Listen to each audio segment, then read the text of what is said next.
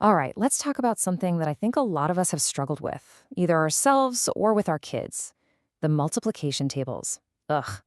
It's this classic rite of passage in school, but man, it can be a huge source of frustration. I mean, just look at this. Put yourself in a kid's shoes for a second. You get shown this massive 10 by 10 grid, and you're told you have to memorize all of it. That's 100 different facts.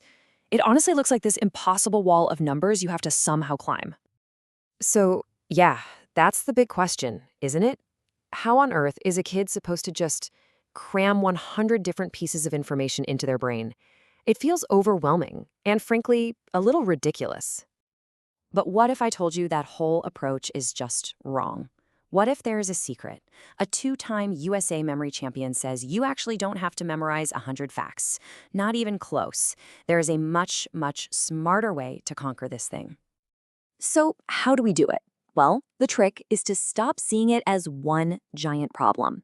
Instead, we're going to dismantle it piece by piece.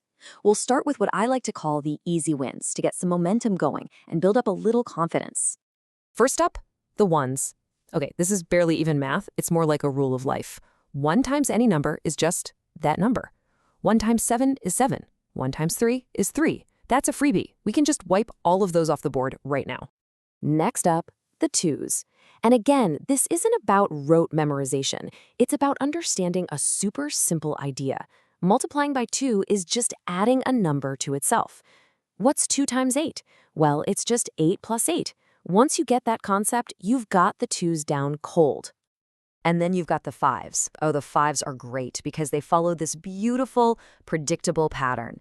The answer always ends in either a 0 or a 5. And the rule is simple. If you multiply 5 by an even number, it ends in 0. By an odd number, it ends in 5. So easy. So hold on. Let's take a look. Just by getting these first 3 easy win rules down, look how much of that grid we've already knocked out. That giant, scary chart of 100 facts, it's already starting to look way less intimidating. Okay, we are on a roll. Now we can move on to the next phase, finding some simple patterns. For this next batch of numbers, it's all about using a strategy instead of just trying to memorize. So let's talk about the threes. Instead of memorizing each one, you can just teach the +3 strategy. Let's say you know that 3 times 2 is 6. To find the next one, 3 times 3, what do? You just add 3. You get 9. Then add 3 again for 12. You're just building on the one you just figured out.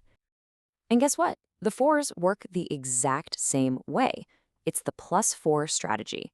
You start with 4, you add 4 to get 8, add 4 again to get 12, and you just keep going. See? It's about understanding the system, not just remembering a bunch of random answers. And would you look at that? We have now totally conquered the ones, the twos, the threes, the fours, and the fives. I mean, half of the entire times table is already done, and we've barely had to memorize a thing. We're just using logic. Okay, now for my favorite part. This is the coolest trick in the book, the nines trick. The nines look so intimidating, right? They're these big, clunky numbers, but they are hiding an amazing secret that actually makes them one of the easiest sets to solve. So get this, there are 2 simple rules for the nines. First, the 2 digits in the answer will always add up to 9. So 9 times 4 is 36. What's 3 plus 6? It's 9. It's like a built-in cheat code to check your answer.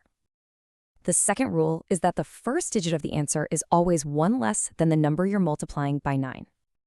Let's try it. What's 9 times 8? Okay, let's use the rules.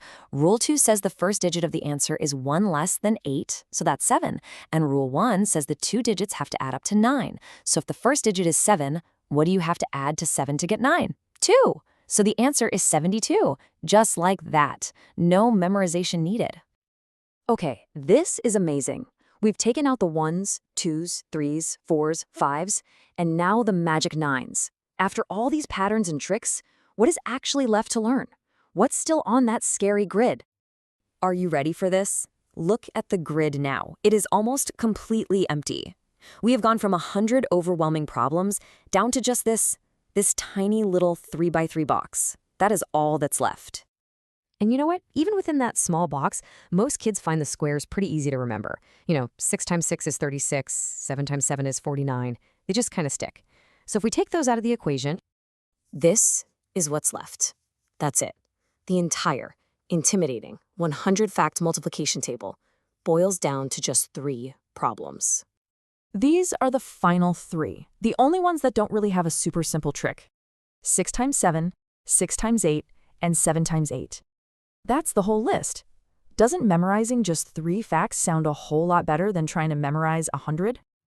And this really gets to the heart of the whole method, summed up perfectly by memory expert Ron White. It's not about forcing your brain to remember a ton of data.